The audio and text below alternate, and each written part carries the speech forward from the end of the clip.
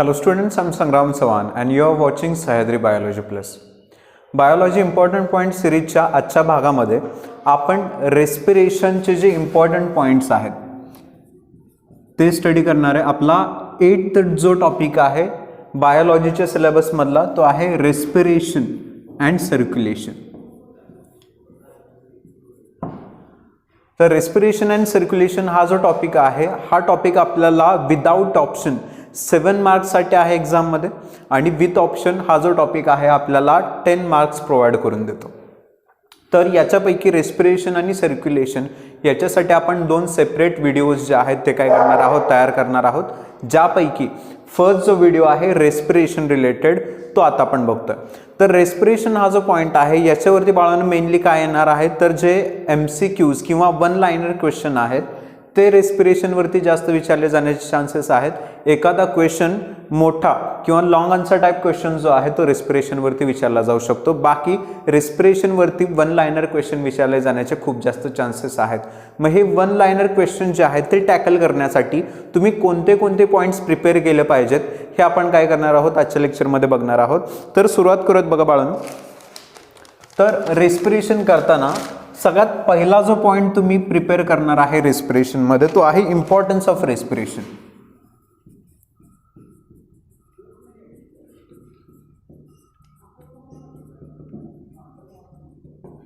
Importance of respiration. Respiration आपल्या बॉडीमध्ये काय इम्पॉर्टंट आहे याचं जे सिग्निफिकन्स किंवा इम्पॉर्टन्स आहे तो तुम्हाला काय करायचा आहे, प्रिपेअर करायचा आहे. याच्यावरती 1 ते 2 मार्क्सचा जो क्वेश्चन आहे तो विचारला जाण्याचं खूप शक्यता आहे. याच्या आधी सुद्धा इम्पॉर्टन्स ऑफ रेस्पिरेशन वरती काय झालेला आहे क्वेश्चन विचारला गेलेला आहे.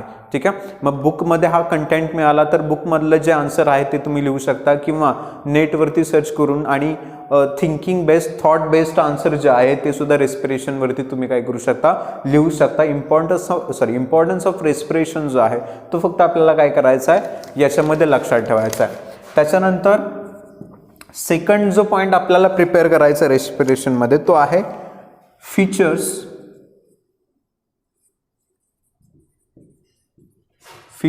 Of respiratory surface.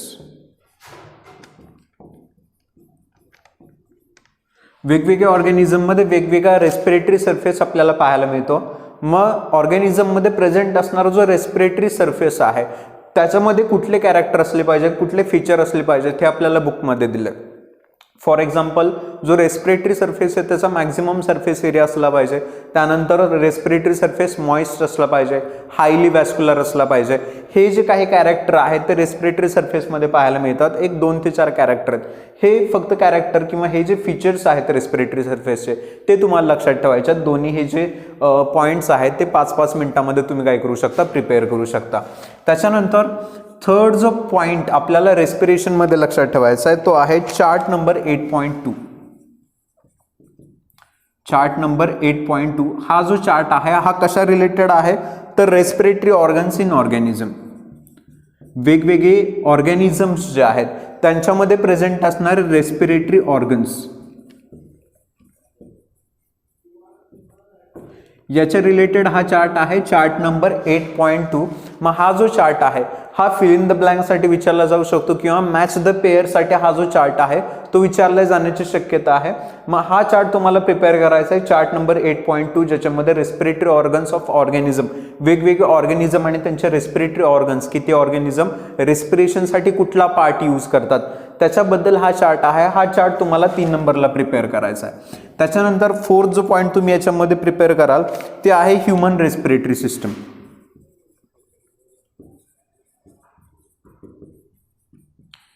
Human respiratory system हा एक मोठा पॉइंट आहे. पण ह्यूमन रेस्पिरेटरी सिस्टमवरती आतापर्यंत जे मोठे क्वेश्चन्स आहेत ते आलेले नाही आहेत. ह्यूमन रेस्पिरेटरी सिस्टमवरती सुद्धा 1 लाइनर क्वेश्चन आपल्याला पाहायला मिळालेत. त्यामुळे ह्यूमन रेस्पिरेटरी सिस्टमचं एक क्विक रीडिंग करायचं आहे आणि अशा पद्धतीने रीडिंग करायचं आहे की त्याच्यावरती 1 लाइनर क्वेश्चन आले तर तुम्ही काय करू शकता, त्याला टॅकल करू शकता. मग फिल इन द ब्लँकसाठी या पॉईंटवरती क्वेश्चन विचारले जातात किंवा एका वाक्यात उत्तर देण्यासाठी 1 लाइनर जे क्वेश्चन्स आहेत त्याच्यामध्ये हा जो पॉइंट आहे तो काय केला जाऊ शकतो, रेफर केला जाऊ शकतो. मग ह्यूमन रेस्पिरेटरी सिस्टम जे आहे बरोबर, नोज पासून लंग्स पर्यंत सगळी रेस्पिरेटरी सिस्टम. ही रेस्पिरेटरी सिस्टम आपल्याला काय करायची, प्रिपेअर करायची. याच्यावरती सुद्धा जे ऑब्जेक्टिव्ह क्वेश्चन्स आहेत ते विचारले जाण्याची शक्यता आहे. मग ऑब्जेक्टिव्हच्या दृष्टीने प्रिपरेशन करायचं आहे, सब्जेक्टिव्हसाठी पाठांतर करायचं नाही. त्याच्यानंतर फिफ्थ जो पॉईंट तुम्ही रेस्पिरेशन मध्ये स्टडी करणार आहात बाळांनो, ते आहे पल्मोनरी व्हॉल्यूम्स अँड कॅपॅसिटीज. हा सुद्धा खूप इम्पॉर्टंट पॉइंट आहे, पल्मोनरी व्हॉल्यूम्स अँड कॅपॅसिटीज. तर लंग्सच्या वेगवेगळ्या कॅपॅसिटीज ज्या आहेत त्या आपल्याला याच्यामध्ये पाहायला मिळू शकतात. हा पॉईंट तुम्हाला कुठं पाहायला मिळेल तर पेज नंबर 157, पेज नंबर 157 याच्यामध्ये जो ब्ल्यू बॉक्स आहे, पेज नंबर 157 तुमच्या स्टेट बोर्डच्या बुकचं, याच्यामध्ये ब्ल्यू बॉक्स आहे. त्या ब्ल्यू बॉक्समध्ये पल्मोनरी व्हॉल्यूम्स अँड कॅपॅसिटीज यांच्याबद्दल माहिती दिलेली आहे. याच्यावरती जे ऑब्जेक्टिव्ह क्वेश्चन्स आहेत ते विचारले जाण्याची खूप जास्त शक्यता आहे, कारण याच्यामध्ये ऑब्जेक्टिव्हसाठी एक प्रॉपर कंटेंट प्रेझेंट आहे. बरोबर, खूप सारे जे क्वेश्चन्स आहेत ते पल्मोनरी व्हॉल्यूम्स अँड कॅपॅसिटीजवरती तयार होऊ शकतात. मग बोर्डसाठी याच्यावरून खूप जास्त क्वेश्चन येतात. MST CET साठी सुद्धा याच्यावरून खूप सारे क्वेश्चन्स आलेले आहेत. त्यामुळे पल्मोनरी व्हॉल्यूम्स अँड कॅपॅसिटीज हा जो एक पॉईंट आहे तो तुम्हाला काय करायचा आहे, प्रिपेअर करायचा आहे. मग हा जो पॉईंट आहे याच्या प्रिपरेशनसाठी थोडंसं माइंड मॅप आहे. त्याच्यासाठी आपण एक सेपरेट व्हिडिओ तुम्हाला प्रोव्हाइड करून देऊ शकतो. त्या माइंड मॅपच्या मदतीने तुम्ही पल्मोनरी व्हॉल्यूम अँड कॅपॅसिटीज आहे ते खूप इझिली काय करू शकता, लक्षात ठेवू शकता. तर तो सुद्धा तुम्हाला लवकरात लवकर प्रोव्हाइड करण्याचा मी प्रयत्न करेन. तर ही एक गोष्ट तुम्हाला लक्षात ठेवायची, पल्मोनरी व्हॉल्यूम्स अँड कॅपॅसिटीज. याच्यानंतर नेक्स्ट जो पॉईंट तुम्ही प्रिपेअर करणार आहात, पल्मोनरी व्हॉल्यूम्स अँड कॅपॅसिटीज. याच्यानंतर सिक्स्थ पॉईंट जो तुम्ही प्रिपेअर करणार आहात बाळांनो, तो आहे पार्ट्स ऑफ ब्रेन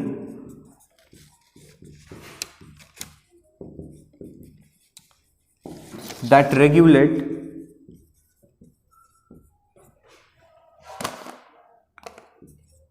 breathing. ब्रेनचे वेगवेगळे पार्ट्स जे काय करतात, ब्रिदिंगला रेग्युलेट करतात. असे जे पार्ट्स आहेत ते पार्ट्स फक्त तुम्हाला काय करायच्यात, लक्षात ठेवायच्यात. याच्यावरती नोट वगैरे लक्षात ठेवण्याची गरज नाही. फक्त ब्रेनमध्ये ज्यांना रेस्पिरेटरी सेंटर्स असं म्हटलं जातं, ते रेस्पिरेटरी सेंटर्स नक्की कुठे आहेत, बरोबर, त्यांचं लोकेशन किंवा ब्रेनमधले ते जे पार्ट आहेत ते पार्ट फक्त तुम्हाला काय करायचेत, लक्षात ठेवायचेत. 3 पार्ट आहेत रेस्पिरेटरी सिस्टम, 3 पार्टमध्ये डिवाइड झालेलं आहे. मग हे जे 3 पार्ट्स आहेत रेस्पिरेटरी सिस्टममधले ते फक्त तुम्हाला काय करायचे, लक्षात ठेवायचे. याच्यावरती सुद्धा ऑब्जेक्टिव्ह क्वेश्चन विचारला जाऊ शकतो. मग हा 6वा पॉईंट तुम्ही लक्षात ठेवणार आहात, parts of brain that regulate breathing, म्हणजे ज्यांना रेस्पिरेटरी सेंटर्स असं म्हटलं जातं. हे रेस्पिरेटरी सेंटर्स तुम्ही काय करणार आहात, प्रिपेअर करणार आहात. आणि जो लास्ट पॉईंट तुम्ही प्रिपेअर करणार आहात तो आहे डिसऑर्डर. ठीक आहे, इथं लिहितो. 7th पॉईंट जो तुम्ही प्रिपेअर करणार आहात ते आहे डिसऑर्डर रिलेटेड रेस्पिरेशन किंवा disorders related to breathing. Breathing related, respiration related जे डिसऑर्डर्स आहेत ते डिसऑर्डर्स तुम्ही सगळ्यात शेवटी प्रिपेअर करणार आहात. हे जे टोटल 7 पॉईंट आहेत, हे डिसऑर्डरचा जो टेबल आहे तो आहे बाळांनो टेबल 8.11. हा जो 8.11 टेबल आहे याच्यामध्ये ब्रिदिंग किंवा रेस्पिरेशन रिलेटेड वेगवेगळे डिसऑर्डर्स दिलेत, त्यांचे सिम्पटम्स वगैरे आहेत ते दिलेत. तर तो जो पूर्ण टेबल आहे तो काय करायचा आहे, तुम्हाला लर्न करायचा आहे. त्याच्यावरती क्वेश्चन विचारले जाऊ शकतात. सिम्पटम देऊन तुम्हाला डिसीजचं नाव विचारलं जाऊ शकतं किंवा डिसीजचं नाव देऊन तुम्हाला सिम्पटम्स जे आहेत ते विचारले जाऊ शकतात. तो पूर्ण चार्ट तुम्हाला लर्न करायचा आहे, जो तुम्हाला ऑब्जेक्टिव्ह क्वेश्चनमध्ये किंवा ऑब्जेक्टिव्ह क्वेश्चन जे आहे ते टॅकल करण्यामध्ये खूप मदत करू शकतो. तर ऑब्जेक्टिव्हच्या दृष्टीनं रेस्पिरेशनमध्ये हे 7 पॉईंट्स तुम्हाला प्रिपेअर करायचे. इम्पॉर्टन्स ऑफ रेस्पिरेशन, त्याच्यानंतर feature of respiratory surface, chart 8.2 ज्याच्यामध्ये रेस्पिरेटरी ऑर्गन्स दिलेले आहेत, ह्युमन रेस्पिरेटरी सिस्टम सुद्धा रीड करून घ्यायचे. एक काय म्हणू शकतो आपण, सिम्पल रीडिंग करायचे आहे. त्यानंतर पल्मोनरी व्हॉल्यूम्स अँड कॅपॅसिटीज तुम्हाला लर्न करायच्यात. Parts of brain that regulate breathing, ज्यांनाच काय म्हटलं जातं, रेस्पिरेटरी सेंटर्स असं म्हटलं जातं. ते रेस्पिरेटरी सेंटर्स तुम्हाला लक्षात ठेवायच्यात. आणि डिसऑर्डर्स रिलेटेड टू रेस्पिरेशन, हे जे पॉईंट आहेत हे पॉईंट्स तुम्हाला काय करून देतील, तर जे ऑब्जेक्टिव्ह क्वेश्चन्स आहेत, 1 लाइनर क्वेश्चन्स आहेत, त्याच्याबद्दल खूप जास्त माहिती प्रोव्हाइड करून देतील. हे जर पॉईंट तुम्ही क्लिअर केले तर रेस्पिरेशनवरचे सगळे ऑब्जेक्टिव्ह क्वेश्चन्स तुम्ही काय करू शकता, इझिली सॉल्व्ह करू शकता. आता जर रेस्पिरेशनवरती एखादा लॉंग आन्सर टाईप क्वेश्चन आला तर लॉंग आन्सर टाईप क्वेश्चन कशावरती विचारला जाऊ शकतो, त्यासाठी कुठला पॉईंट तुम्ही प्रिपेअर करा हे लक्षात घ्यायचं आहे बघा. त्याच्या आधी याचा स्क्रीनशॉट काढून घेऊ शकता किंवा हे नोट डाऊन करून ठेवू शकता बाळांनो. लॉंग आन्सर टाईपसाठी रेस्पिरेशन मधला जो पॉईंट तुम्ही प्रिपेअर करणार आहात तो आहे ट्रान्सपोर्ट ऑफ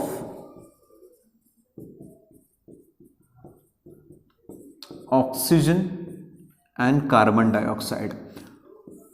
जे ब्लड आहे, ब्लडमध्ये ऑक्सिजनचं ट्रान्सपोर्टेशन कशा पद्धतीने परफॉर्म केलं जातं, कार्बन डायऑक्साईडचं ट्रान्सपोर्टेशन कशा पद्धतीने परफॉर्म केलं जातं ते एक्सप्लेन करणारे एक पॉईंट आहे transport of oxygen and carbon dioxide. हा जो पॉईंट आहे याच्यावरती लॉंग आन्सर टाईप क्वेश्चन येण्याचे चान्सेस आहेत. जर रेस्पिरेशनवरती चुकून एखादा लॉंग आन्सर टाईप क्वेश्चन आला तर तो जो क्वेश्चन आहे तो कशावरून विचारला जाईल, transport of oxygen and carbon dioxide याच्यावरून क्वेश्चन विचारला जाईल. हा खूप मोठा पॉईंट आहे. या पूर्ण पॉईंटवरती क्वेश्चन येत नाही, तर त्यातला एक छोटासा जो पॉईंट आहे तो इलॅबोरेट करण्यासाठी क्वेश्चन विचारला जातो. मग नक्की कुठला पॉईंट विचारला जाईल याच्याबद्दल आपण सांगू शकत नाही. त्यामुळे transportation of oxygen and carbon dioxide हा जो पूर्ण पॉईंट आहे तो तुम्हाला काय करायचा आहे, प्रिपेअर करायचा आहे. आणि हा जो पॉईंट आहे तो एक्सप्लेन करणारे एक ॲडिशनल व्हिडिओ सुद्धा आपण काय करणार आहोत या चॅनल थ्रू प्रोव्हाइड करणार आहोत. तो व्हिडिओ तुम्हाला हे समजून घेण्यामध्ये खूप चांगल्या पद्धतीची मदत करू शकतो. तर transport of oxygen and carbon dioxide हा जो पॉईंट आहे तो तुम्हाला लॉंग आन्सर टाईपसाठी प्रिपेअर करायचा आहे. कशामधून, रेस्पिरेशन मधून. ठीक आहे, मग हे जे पॉईंट आहे ते तुम्ही रेस्पिरेशन मधून प्रिपेअर करू शकता, जे तुम्हाला जास्तीत जास्त स्कोर करण्यामध्ये काय करून देऊ शकतात, जी मदत आहे ती प्रोव्हाइड करून देऊ शकतात. तर हे पॉईंट्स तुम्हाला प्रिपेअर करायचे आहेत. याचबरोबर हा जो व्हिडिओ आहे याच्या डिस्क्रिप्शनमध्ये आपण काय केलेत, हे जे पॉईंट आहे ते PDF फॉर्ममध्ये प्रोव्हाइड करून दिलेत. याच्या आधीचा जो व्हिडिओ झाला आहे कंट्रोल कोऑर्डिनेशनचा, त्याच्या डिस्क्रिप्शनमध्ये सुद्धा तुम्हाला काय मिळू शकतं की जे तुम्हाला पॉईंट लिहून दिलेले आहेत किंवा व्हिडिओमध्ये एक्सप्लेन केलेत त्याच्याबद्दलची जी PDF आहे ती तुम्ही डिस्क्रिप्शनमध्ये मिळवू शकता. यासुद्धा व्हिडिओच्या डिस्क्रिप्शनमध्ये तुम्हाला याची PDF मिळेल. त्या PDFच्या अकॉर्डिंग तुम्हाला काय करायचं आहे, स्टडी करायचा आहे. रेस्पिरेशन नंतर सर्क्युलेशनचा पार्ट आहे, त्याच्यासाठी आपण वेगळा व्हिडिओ प्रिपेअर करतोय. त्या व्हिडिओमधून तुम्हाला सर्क्युलेशन रिलेटेड जे इम्पॉर्टंट पॉईंट्स आहेत ते मिळतील. त्याच्या आधी रेस्पिरेशनची प्रिपरेशन करून घ्या आणि स्टडीसाठी ऑल द बेस्ट.